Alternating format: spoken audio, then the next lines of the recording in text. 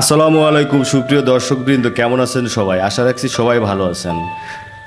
দয়রামপুর সরকারি প্রাথমিক বিদ্যালয়, এখন যে দৃশ্যটা আপনারা দেখতে পাচ্ছেন এটা হচ্ছে প্রাচীনতম একটা ঈদগাহ দয়রামপুরের, এবং অনেক দূর দূরান্ত থেকে একটা সময় মানুষ একটা ঈদগাহই ছিল এলাকায়, সেই ঈদগাহটা দেখতে পাচ্ছেন। এই ঈদগাহ ময়দানে আগের ইমাম ছিলেন আব্দুল কাদের মাওলানা, বাড়ি ছিলেন শ্রীরামপুর। এখনও কলকাতায় বিশ্ববিদ্যালয়ের মূল ফটকে তার নাম আছে। দর্শক বুঝতেই পারছেন, বর্তমান এখন যে হুজুর আছেন এই ঈদগাহের নামাজ পড়ান, নাম মোহাম্মদ ইমাদ হুজুর, বাড়ি দয়রামপুর। এখন বর্তমানে উনি নামাজ পড়ান। যাই হোক, আর সার্বিক তত্ত্বাবধানে ঈদগাহর কাজটা করেছেন শওকত ভাই। আপনাকে অল দয়রামপুর গ্রামবাসীর পক্ষ থেকে অনেক ধন্যবাদ, এবং মাঠের যে বর্তমান আরও যে কাজবাজ বাকি আছে এগুলো শেষ করবেন, এটা হচ্ছে গ্রামবাসী সবার পক্ষ থেকে এই প্রত্যাশা আপনার কাছে। যাই হোক দর্শক, পুরো ভিডিও জুড়ে আমাদের সাথেই থাকবেন এবং ভিলেজ স্কাইলাইন টিভির সঙ্গেই থাকবেন। আমাদের ছোট গায়ে ছোট ছোট ঘর, থাকি সে তা সবে মিলে নাহি কেহ পর। পাড়ার সকল ছেলে মোরা ভাই ভাই, একসাথে খেলি আর পাঠশালে যাই। হিংসা মারামারি কবু নাহি করি, পিতা মাতা গুরুজনের সদা মোরা ডরি। আমাদের ছোট গ্রাম মায়ের সমান, আলো দিয়ে বায়ু দিয়ে বাঁচাইছে প্রাণ। মাঠ ভরা ধান তার জল ভরা দিঘি, চাঁদের কিরণ লেগে করে ঝিকিমিকি। আম গাছ জাম গাছ বাঁশঝাড় যেন মিলেমিশে আসে ওরা আত্মীয় হেন।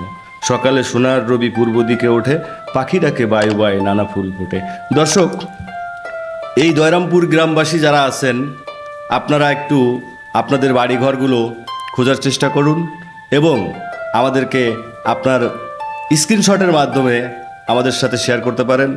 ধন্যবাদ। ভিলেজ স্কাইলাইন টিভির সাথেই যুক্ত থাকবেন, আমাদের সাথেই থাকবেন।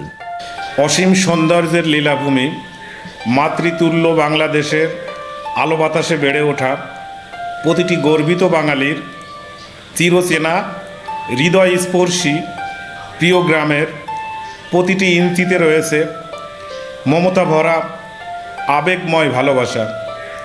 আসুন নারীর টানে কিছুটা সময় আমাদের সাথে ফিরে যান চিরচেনা কোনো এক নিজ গ্রামে। সুপ্রিয় দর্শক মণ্ডলী, আপনারা দেখতে পারছেন দয়রামপুর গ্রামের সৌন্দর্য। এই গ্রামটি নারকেলবাড়িয়া ইউনিয়নে অবস্থিত এবং এই গ্রামটি শিক্ষা দীক্ষা এবং ধর্মীয় অনুশাসনের দিক দিয়ে খুবই নামকরা এবং প্রসিদ্ধ একটা গ্রাম।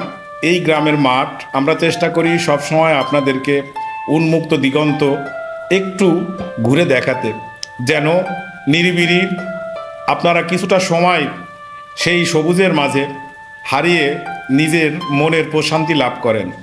সুপ্রিয় দর্শক মণ্ডলী, আপনার মনের প্রশান্তি দেওয়াই ভিলেজ স্কাইলাইন টিভির একমাত্র লক্ষ্য। আমরা চাই আপনারা আমাদের সঙ্গে থাকুন এবং টান টান উত্তেজনায় কিছুটা আনন্দ ঘন মুহূর্ত আমাদের সঙ্গে সবুজের সমারোহে কাটান, এবং তাতে আপনাদের মন, আপনাদের সব কিছু, আপনাদের আবেগ সব কিছু প্রতিফলিত হবে। দর্শক, এখন যে দৃশ্যটা আপনাদের দেখানোর চেষ্টা করছি পাখির চোখে, এটা হচ্ছে দয়রামপুরের যে মাঠের যে সাইডটা। আমরা আসলে প্রতিটা পর্বে প্রতিটা গ্রামেরই বেশ কিছু কিছু অংশ দেখানোর চেষ্টা করি, তারই এক প্রচেষ্টা। এখন আমরা আপনাদেরকে দেখাচ্ছি মাঠের যে সাইডটা। দর্শক, আমাদের সাথেই যুক্ত থাকবেন। সামনে আমরা আপনার যে কোনো দিন আপনার প্রিয় গ্রামটিতে আমাদের টিম চলে আসবে। সো সেই পর্যন্ত টান টান উত্তেজনায় আমাদের সঙ্গেই থাকবেন। আপনাদের মতামত, ভালো লাগা মন্দ লাগা বা যে কোনো ধরনের মতামত আমাদেরকে জানাতে পারেন কমেন্ট সেকশনের মাধ্যমে, এই প্রত্যাশা আপনাদের সবার কাছ থেকে। সুপ্রিয় দর্শক মণ্ডলী, আপনাদেরকে একটু প্রশান্তি দেওয়া, একটু আনন্দ দিতে পারলে আমরা নিজেদেরকে ধন্য বলে মনে করি। সুপ্রিয় দর্শক মণ্ডলী, ভিলেজ স্কাইলাইন টিভির পক্ষ থেকে আমরা আপনাদের প্রতিনিয়ত গ্রাম বাংলার প্রতিটি গ্রাম এভাবে ঘুরে দেখানোর যে প্রচেষ্টা আমাদের, আশা করি আপনারা সব সময় আমাদের সাথে থেকে আমাদেরকে সঙ্গ দেবেন, কমেন্টের মাধ্যমে আমাদের জানাবেন, ফলো করে সাবস্ক্রাইব করে আমাদের সাথেই থাকবেন। দর্শক, আমাদের আর একটা চ্যানেল আছে, চ্যানেলটার নাম হচ্ছে জনগণ টিভি।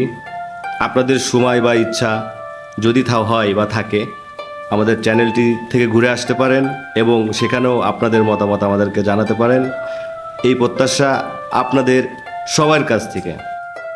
দর্শক, আমরা এখন যে দৃশ্যটা আপনাদেরকে দেখাচ্ছি এটা হচ্ছে মূল যে দয়রামপুর মাদ্রাসা, দয়রামপুর সিদ্দিকিয়া ফাজিল মাদ্রাসা মূলত।